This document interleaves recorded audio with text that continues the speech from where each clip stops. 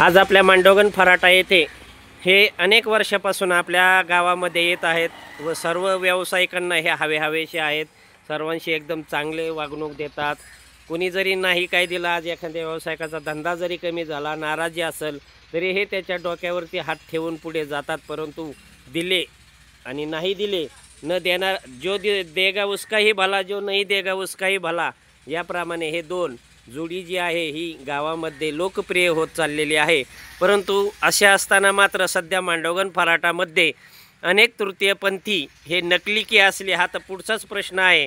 परंतु ते घरामध्ये घुसून बळजबरीने अनेक वृद्ध महिला, अनेक महिला यांच्याकडनं बळजबरीने साड्यांची, वस्तूंची, पैशाची मागणी करतात। लहान मुलांना आशीर्वाद देण्याच्या नावाखाली हजारो रुपयाची लूट करून जात आहेत।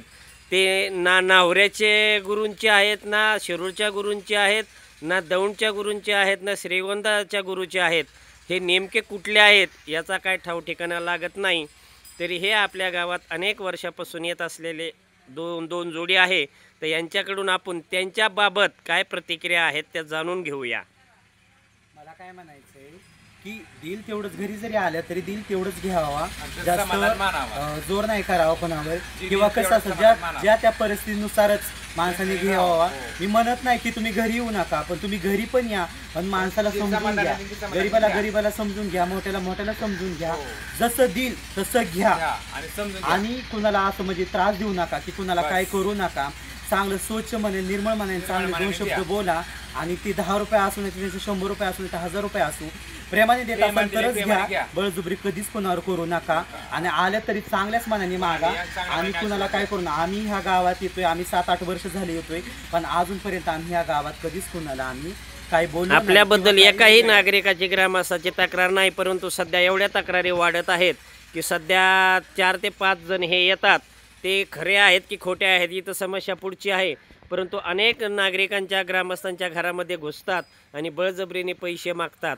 तर ही खूप लाजिरवाणी, खेदजनक बाब आहे आणि ह्या पंथाला ते बदनाम करत आहेत। तरी या पंथामध्ये, या पंथाचे खूप काही चांगले महत्त्व आहे, शास्त्र आहे, तत्त्व आहेत। जो देगा उसका भला, नहीं देगा उसका ही भला अशी म्हण असताना मात्र हे लोक नकली तृतीयपंथी बनूनही येऊ शकतात आणि खरा जो तृतीयपंथी असतो हा कधीही कोणाचं वाईट बददुवा देत नाही, वाईट कधी करत नाही। असे असताना मात्र हे त्याच्यावरच त्यांच्यावरती संशय येत असून मांडोगण फराटा ग्रामस्थांच्या खूप तक्रारी येऊ लागल्यामुळे आज आपण आकाश आणि चांदणी या दोन आपल्या गावातीलच असे म्हणाव्यास हरकत नाही, हे 8-10 वर्षापासून या गावाला यांचा लाळा लागलेला आहे। तसेच यांचेही या गावावरती खूप काही प्रेम आहे, एक हक्काचं नातं आहे, आपलं कुटुंब आहे मांडोगण असं समजतात आणि यांच्याकडून एक नवरात्रामध्ये खूप चांगली प्रतिक्रिया दिली। आपला जन आवाज crime news, Maharashtra police crime news, Audumbar Phatale, Mandogan फराटा।